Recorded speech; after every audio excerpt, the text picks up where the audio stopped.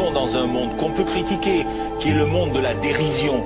Vous le savez bien, et dans les médias, je dirais, le monde de la dérision, on se moque de tout. Le fait que ça se fasse me satisfait. Parce que ça veut dire que nous avons, qu'on est libre. Peu à peu... Il faut qu'on soit beaucoup plus sage que ça, qu'on rentre pas dans ces provocations.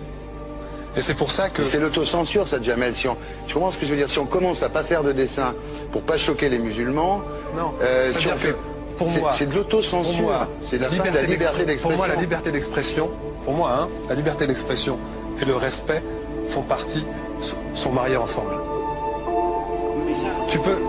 Moi, je suis pour la liberté d'expression.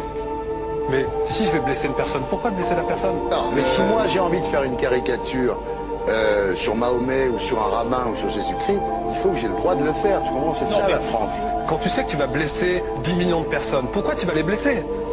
Pourquoi? C'est la liberté, c'est ça. C'est la liberté de...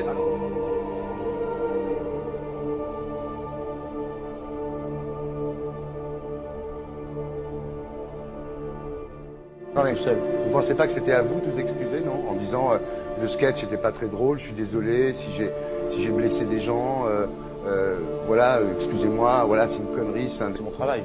Mais vous ne referiez pas le même sketch quand même? Mais le spectacle que je fais reprend en grande partie les lignes de ce sketch.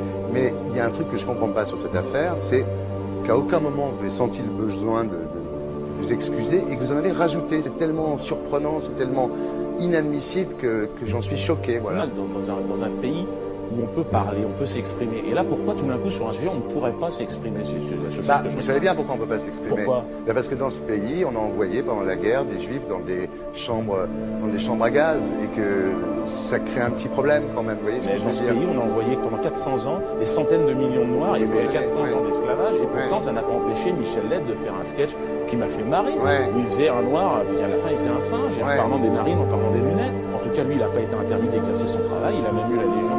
Quelqu'un qui a toute sa famille qui a été exterminée dans un camp de concentration et qui voit quelqu'un à la télé qui dit Israël, vous vous rendez compte? Je ne sais pas. Mais on peut pas. Il y a des moments où même si on connaît les gens, même si on les a invités, on leur... Et c'est pour ça que... C'est l'autocensure, ça, Jamel. Tu comprends ce que je veux dire? Si on commence à pas faire de dessin pour pas choquer les musulmans... Non, si on fait... C'est de l'autocensure. C'est la fin de la liberté d'expression. Pour moi, la liberté... Et là, pourquoi tout d'un coup, sur un sujet, on ne pourrait pas s'exprimer sur ce sujet? Vous savez bien pourquoi on ne peut pas s'exprimer. Pourquoi? Parce que dans ce pays, on a envoyé pendant la guerre des juifs dans des chambres à gaz et que... Deux poids, deux mesures. La liberté pour tout le monde. C'est-à-dire? La liberté pour tout le monde. Il y a une personne comme Dieudonné qui a fait un rabbin, enfin qui a fait un colon juif, etc. Tous ces DVD ne sont plus dans les pactes. On l'empêche de venir, on l'empêche médiatiquement, on ne le voit plus. Alors que lui, c'est un comique. Plusieurs lois qui ont été faites contre l'antisémitisme. Et moi, je fais un appel aujourd'hui de faire une loi contre l'islamophobie.